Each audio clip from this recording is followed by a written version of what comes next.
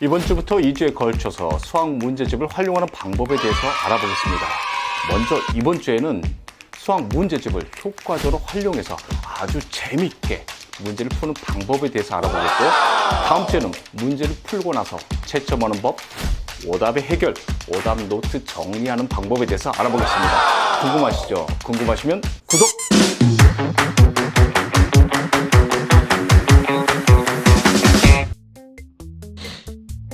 안녕하세요, 법쌤입니다. 한 주간 건강하셨죠? 수학이라는 과목은 대부분 학원이나 과외를 다니면서 공부를 하죠. 그런데 아이들이 수학 공부하는 모습을 보면 수학 개념에 대해서는 학원이나 과외에서 잘 배웠을지는 모르겠지만 문제집을 푸는 모습을 보면 안타까운 학생들이 너무 많습니다.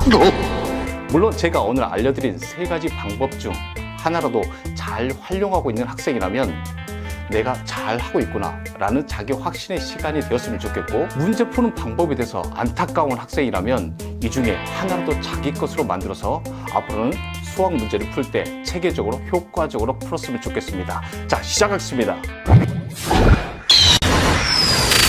첫 번째, 단기 목표를 가지고 문제를 풀어라. 대부분의 학생들이 문제를 풀기 시작할 때 문제집을 펴고 바로 풀기 시작하죠. 그리고 풀다가 지겨우면 화장실 가고, 또 지겨우면 물 먹으러 가고, 또 지겨우면 엎드려 있고, 집중력이라고는 찾아볼 수 없습니다. 그런 학생들에게 아주 효과적인 방법입니다. 자, 방법을 알려드릴게요. 먼저 문제집을 펴니다. 그리고 내가 몇 문항을 풀 것인지 정하도록 합니다. 가령 20문항을 선택했습니다. 그리고 나서 20문항을 몇 분에 풀 것인지 자기 자신의 단기 목표를 정하도록 합니다. 20문항 30분에 풀겠다라는 단기 목표가 정해졌으면 지금 시간이 2시입니다. 2시 30분이라고 마지막 문제에 2시 30분이라고 적어 놓도록 하세요. 그리고 문제를 열심히 풀고 나서 시간을 점검해보고 2시 25분에 풀었다. 그럼 마이너스 5. 2시 35분에 풀었다. 플러스 5를 쓰면서 자기의 성취도를 점검해 보시기 바라겠습니다.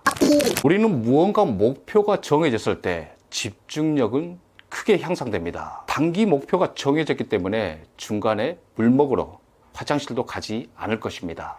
그리고 단기 목표가 정해졌기 때문에 시간 안에 해결하고 싶은 마음, 그리고 그 시간 안에 해결하고 싶은 약간의 긴장감도 있을 것입니다. 이 약간의 긴장감은 시험과 같은 느낌, 그쵸? 시험 실전 연습도 가능하다는 것입니다. 단기 목표를 정하는 데는 1분의 시간도 걸리지 않습니다. 이 작은 시간이 집중력을 크게 향상시키고 몰입력을 증가시키고 실전과 같은 연습을 통해서 시험 실수도 줄일 수 있다는 것입니다. 두 번째, 홀수와 짝수로 풀어라. 수학 문제를 풀 때 문제가 너무 많아서 시간이 오래 걸려서 답답하죠. 페이지가 잘 넘어가지 않으니까 이것 또한 답답하죠. 그리고 문제집 한 권을 풀었는데 두 권을 푼 것과 같은 효과를 만들고 싶죠. 그럼 이 방법을 선택해 보세요. 자, 방법을 알려드릴게요. 먼저 1단원의 문제를 푼다고 생각해 봅시다. 그럼 1단원의 문제 중 홀수 번호 문제만 전부 풀도록 하세요. 그리고 채점도 하고 오답도 하도록 하세요. 그리고 다음에는 짝수 문제만 풀도록 하세요. 이미 홀수 문제가 풀어졌기 때문에 아주 페이지가 잘 넘어가서 재미도 있을 것입니다. 그리고 홀수 문제를 풀면서 알게 된 수학적 사고 능력을 짝수 문제에 활용해서 풀다 보면 더 깊이 있게 문제를 해결할 수 있을 것입니다. 문제풀이가 지겹다고 생각한다면 홀짜기 방법으로 문제를 풀어보도록 하세요. 세 번째, 연습장에 풀어라. 이미 많은 학생들이 잘 사용하고 있는 방법입니다. 하지만 지금도 연습장에 풀고 있지 않다면 꼭 연습장에 풀도록 하기를 바라겠습니다. 자, 방법을 알려드릴게요.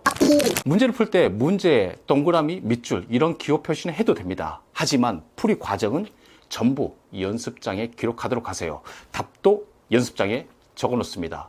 그리고 채점을 할 때 연습장에 채점을 하고 틀린 문제만은 문제집에 짝대기 표시해 둡니다. 그리고 이렇게 연습장에 풀었던 문제집을 시험 기간이 돼서 다시 푸는 것입니다. 이때는 문제집에 바로 풀도록 하세요.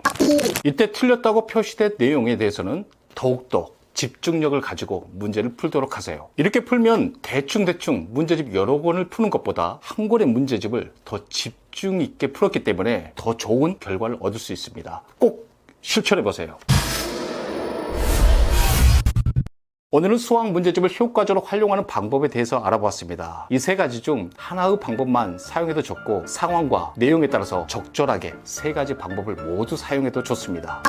다음 주는 문제를 풀고 나서 채점하는 방법, 오답의 해결 방법, 그리고 오답 노트 정리하는 방법에 대해서 알아보겠습니다.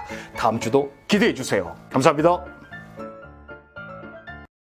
법TV를 시청해 주셔서 감사합니다. 좀 더 다양한 공부 방법, 공부 습관, 시험 전략이 궁금하시다면 아래에 구독 버튼을 눌러주세요.